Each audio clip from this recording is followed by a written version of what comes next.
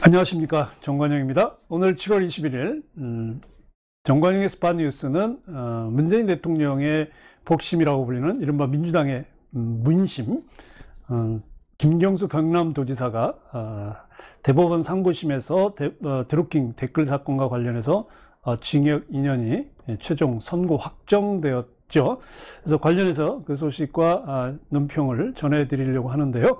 김경수 도지사의 징역 2년 선고 확정으로 인해서 앞으로 이제 내년 대선을 앞두고 친문 세력들의 구심점이 많이 이제 흔들리게 될 것으로 보여지고요. 그리고 댓글 사건과 관련해서는 이른바 국정원 댓글 사건으로 전 정권 적폐를 이야기했던 문재인 정권의 정통성이 부정되는 아마 이 사건으로 흘러갈 것 같습니다.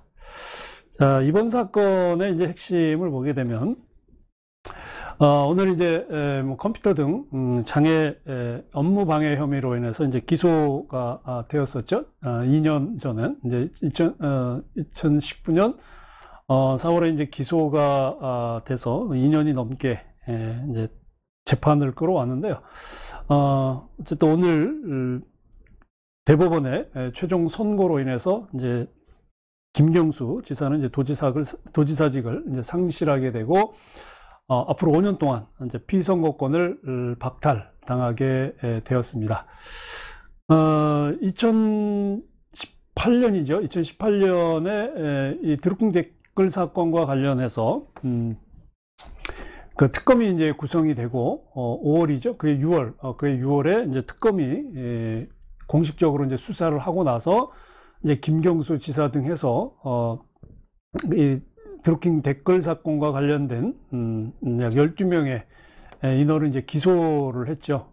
그래서 재판이 진행되다가 이제 작년 1월에 1심 선고를 받았는데 그때 2년 법정 구속이 되었습니다. 그러다가 한 77일 만에 보석을 신청해서 이제 다시 나왔다가 작년 11월에 다시 이제 징역 2년에 이제 2심 선고가 있었습니다.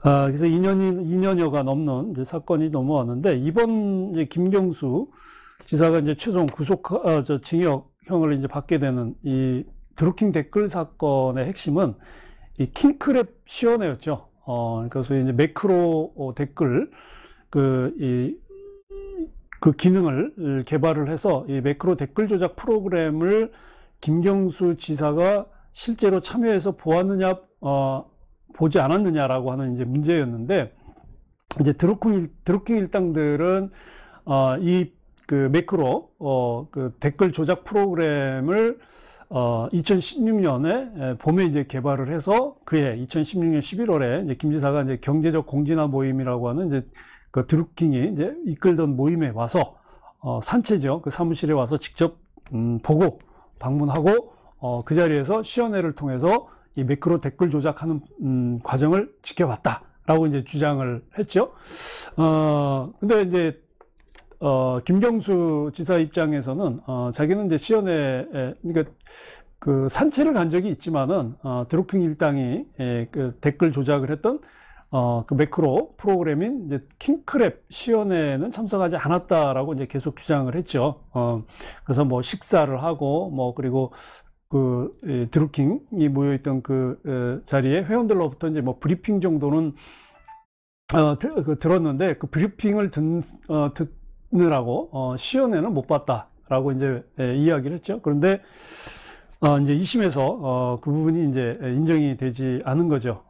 특히 이제 그 2심 재판에서 작년에 11월에 그 2심 재판에서, 킹크랩 시연회가 있었던 건 사실이니까요. 있었다는 걸 전제로 해가지고, 이제 김 지사한테 공동정범의 죄를 적용할 수 있는지 없는지가 가장 큰 쟁점이 됐었어요. 공동정범인데, 이 공동정범이라고 하는 거는 이제 범행을 저지르는 데 있어서 그 범행을 서로 분담하러 가냐, 서로 이제 나누느냐, 또는 이제 같이 했느냐, 공모했느냐의 어떤 그런 그 역할에 따라서 이 공동정범죄가 성립이 되는 거거든요.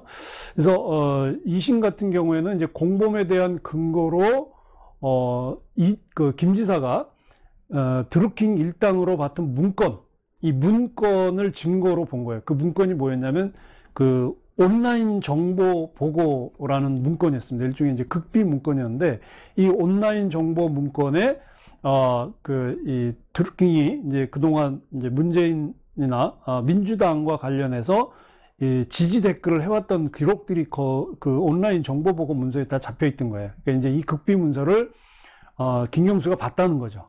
그래서 이 온라인 정보 문서를 봄으로 인해서 김경수는 드루킹 일당과 공동 정범을 했다고 하는 이제 증거가 돼서 여기에 이제 그 죄가 이제 적용이 된 거죠.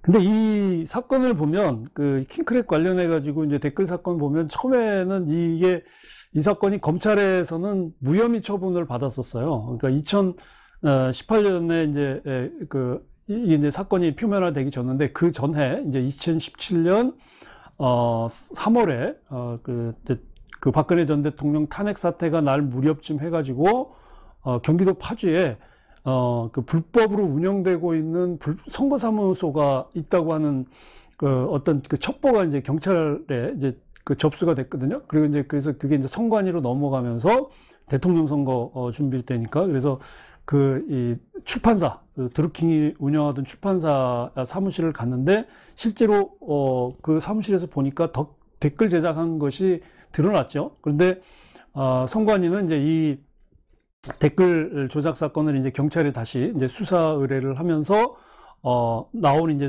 경찰의 수사 결과는 그냥 자발적으로 그 지지 활동을 한 거다, 이렇게 해서 이제 무혐의 처분을 한 거예요.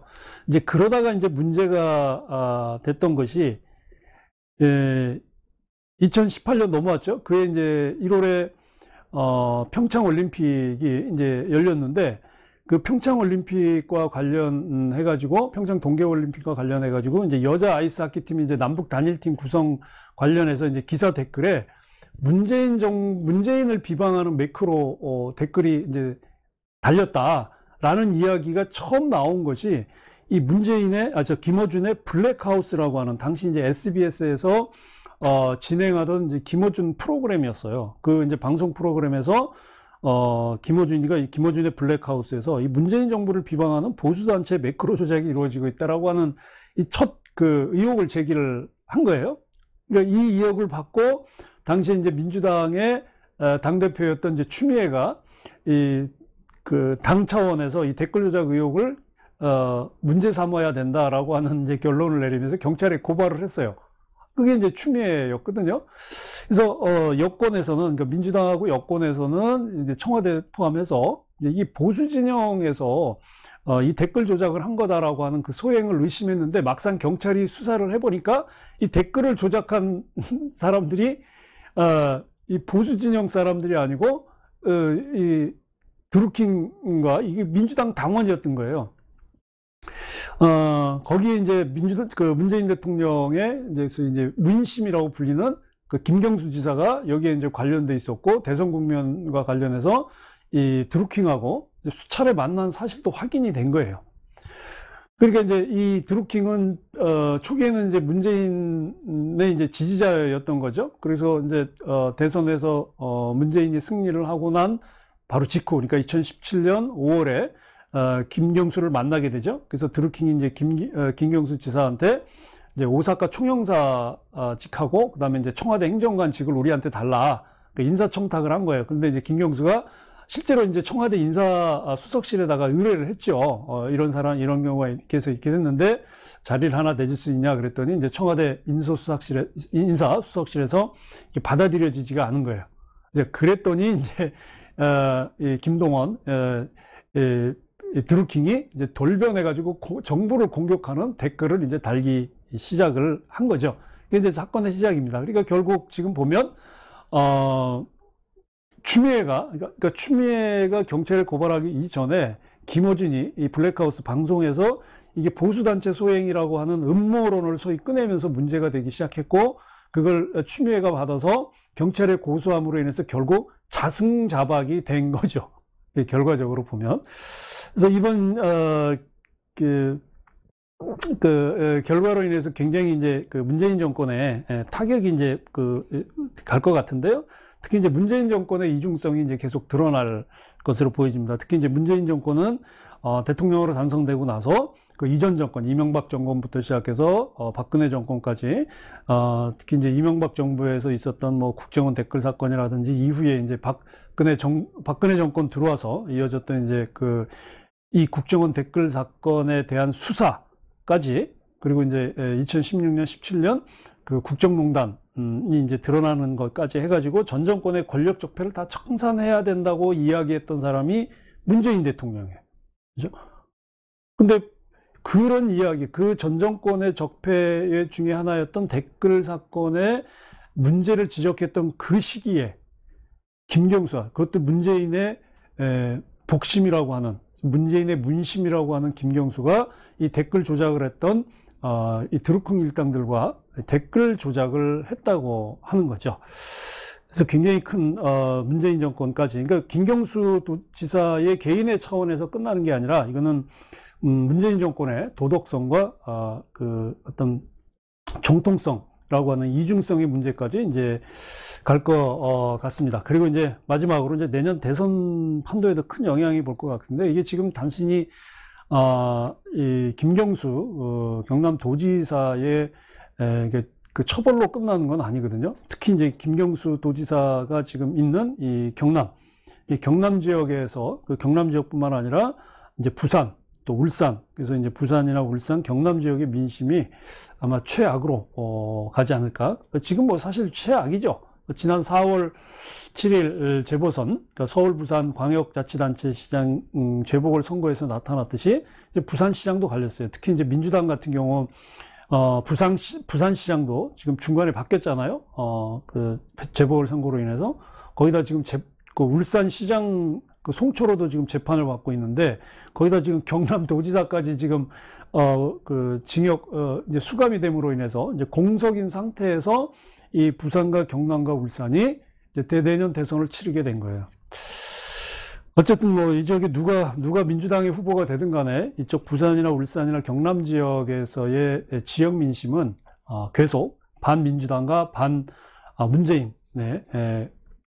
그 민심으로 흘러올 것은 뭐 당연할 겁니다.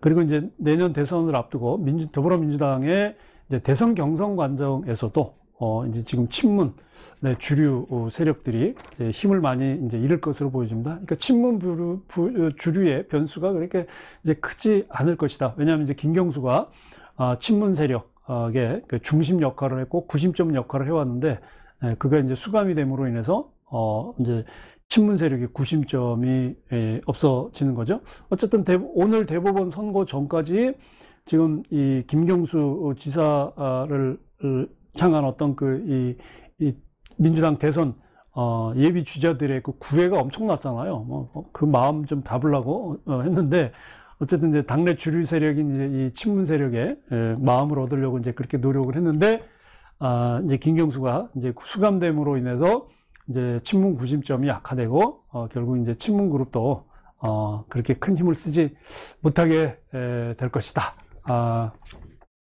그래서 어쨌든 친문 세력들이 이 김경수의 몰락으로 인해서 그 힘은, 또 영향력은 위축될 수밖에 없겠다. 그래서 내년 대선을 둘러싼 그 민주당의 당내 세력 판도는 더 복잡해질 것 같다라는 것이 앞으로의 전망일 것 같습니다. 굉장히 복잡해지고 있는 대선 판도입니다. 제가 다른 실방 시간에 이제 자세하게 얘기를 이제 드리고 있습니다만은, 오늘은 김경수 도지사 대법원 징역 2년 그 선고에 대한 확정 판결과 관련해서만 이제 오늘 말씀을 드렸습니다. 자, 오늘 정관영의 스팟 뉴스는 오늘 여기까지 하겠습니다. 감사합니다.